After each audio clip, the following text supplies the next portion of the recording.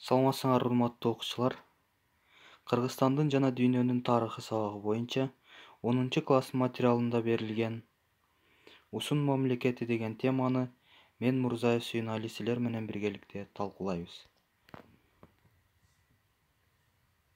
Сабактын максаты тарыхый картаны пайдалануу менен байыркы цивилизациялардын ордун, алардын жаратылыш шарттарын жазып бере алат. Маданияттын негизги жетишкендиктерине мүнөздөмө берүү менен дүйнөлүк маданиятка байыркы цивилизациянын кошкон салымын баалоо аркылуу анын маданий өнүгүштөгү өзгөчө маанилүүлүгүн аныктай алат. Тарыхка объективдүү көз караш менен анализ берүүгө калыптанышат. Демек, үйгө берилген тапшырманы текшерүү максатында силерге дал келтиргиле тапшырмасы берилген. Бул жерде тарыхый инсандар турат жана алардын титулдары. Бул жерде биз дал келтирет экенбиз. Окуп чыгуу үчүн 10 секунд убакыт берилет.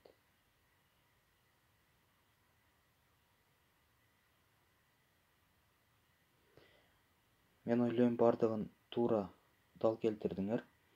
Биринчиси Киреки. Бул албетте перстердин башкаруучусу. Томирис болсо сактардын башкаруучусу, Александр Македонский гректердин башкаруучусу болуп эсептелинет. Усун урууларынын Жети-Сууга көчүп келиши. Усундар адегенде хундар жана юечилер менен коңшулаш болуп, Улуу Кытай дубалынын батыш жагында көчүп жүрүшкөн. Алардын бир бөлүгү биздин заманга чейин 160-жылы сактарды жана юечилерди талкалап, Теңир тоого жана Жети-Сууга көчүп келишкен.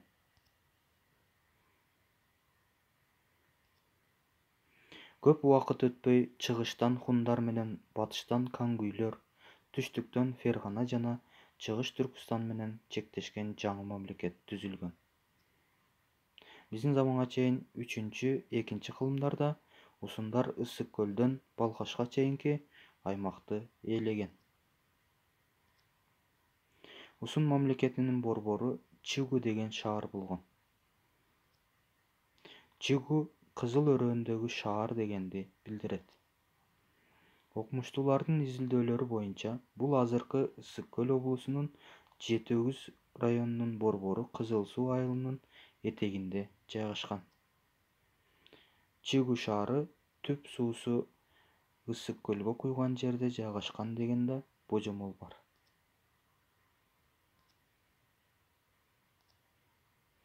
Усун аталышы 10 урук эл дегенди түшүндүрөт. Усундардын падышасы Күнбак деп аталган.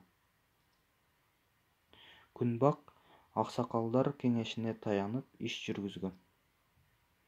Биздин заманга чейин 117-жылы Усун өлкөсүнө келген Кытайдын элчиси Чжансяндын маалыматы боюнча бул мамлекетте 120 000 үй бүлө, 630 000 адам жашаган. Жети-Суудагы сактар, юечилер, кытайлар жана ошол мезгилдеги Борбордук Азияга үстөмдүк кылган хундар усундар менен мамиле түзүүгө аракет жасаган. Усундардын Кытай империясы менен мамилеси. Биздин заманга чейин 2-кылымдын аягында Кытайдын хан империясынын алдында 2 маанилүү милдет турган. Эзелки душмандары болгон хундардын мамлекетин усундардын жардамы менен талкалоо, Улуу Жибек жолуна көзөмөл жүргүзүү. Император Уди биздин заманга чейин 2-кылымдын аягында 109-жылы усундарга баалуу белектерди жана Күнбакка аялдыкка берүүгө кытайлык тектүү бийкени коштогон элчилерин жөнөтөт. Биздин заманга чейин 71-жылы усундардын 50 000 аскери кытайлардын 160 000 жоокерден турган армиясы менен бирдикте хундарды басып кирген. Хундар талкалангандан кийин усундар Кангуй жана Даван мамлекети менен тышкы саясий мамилелерди түзүшкөн. Усундардын чарбасы. Усундар жарым жартылай көчмөндүү малчылык менен алектенип мал багышкан. Ошол эле мезгилде Чүй өрөөнүнүн жана Ысык көлдүн жээгинде жашаган эл отурукташып дыйканчылык менен алектенишкен. Алар арпа, буудай жана ошондой эле жер жемиштерди өстүрүшкөн. Сугат иштери жүргүзүлгөн. Кол өнөрчүлөрү темирден жана жыгачтан ар түрдүү чарба буюмдарын, чоподон карапай идиштерин, алтындан жана күмүштөн асем кооздуктарын жасашкан. Усун коомунда социалдык теңсиздик өнүккөн. Бай адамдар 4-5 миң жылкы күтүшкөн. Усун мамлекетинде кулдар да болгон. Алар негизинен эркин жамааттарда үй чарбасында иштешкен. Диний ишенимдери. Усундар тиги дүйнөнүн бар экендигине, жандын өлбөстүгүнө ишенген. Өлгөн адамды коюудан мурда мүрзөнүн казанагын от менен тазалашкан. Бул өлгөн адамды күнөөлөрдөн арылтып, сөөк жата турган жайды зыяндуу күчтөрдөн тазалоо жөрөлгөсү болгон. Усундарда курмандык чалуу, мүрзөгө сөөк менен тиричилик буюмдарын, тамак ашты кошо коюу салты өнүккөн. Эми балдар, силер үчүн атайын кроссворд тапшырмасы бар. Бул кроссворд тапшырмасын биргеликте аткарабыз. Биринчи суроого көңүлүңөрдү бурабыз. Усун мамлекетинин борбору эмне деп аталган? Азаматсыңар. Бул албетте Чигу Чен же болбосо Чигу шаары болгон. Экинчи суроого көңүлүңөрдү бурабыз. Күнбак Унгуйми кайсы мамлекеттин башкаруучусу болгон? Албетте бул усундардын башкаруучусу болгон.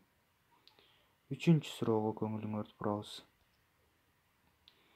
Кытайдан усундарга келген элчинин аты жөнү ким болгон? Туура таптыңар. Бул Жан Сян болгон. Төртүнчү суроого көңүлүңөрдү бурабыз. Кытай императору кайсы мамлекетке каршы согуш баштоо максатында усундар менен келишим түзгөн? Албетте бул хундар менен согушуу максатында болчу. Азаматсыңар балдар. Үйгө тапшырма берилет.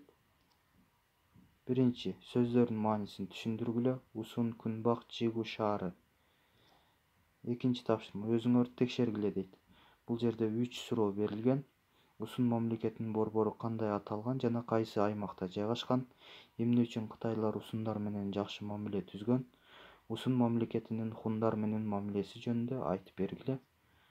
Төртүнчү тапшырма, карта менен иштегиле деп турат. Бул жерде Даван мамлекети жайгашкан аймакты картадан көрсөткүлө. Сүрөттөргө баяндама, усундардын колдонгон буюмдары жөнүндө эмнелерди билесиңер? Бул боюнча дагы жазуу иретинде тапшырабыз. Ойлонгула жана талкуулагыла. Бул жерде шаар калдыгы жана усундар колдонгон буюмдар эмне үчүн суу астында калган деген тапшырмалар берилди. Көңүл бурганыңар үчүн чоң рахмат. Саламатта калгыла.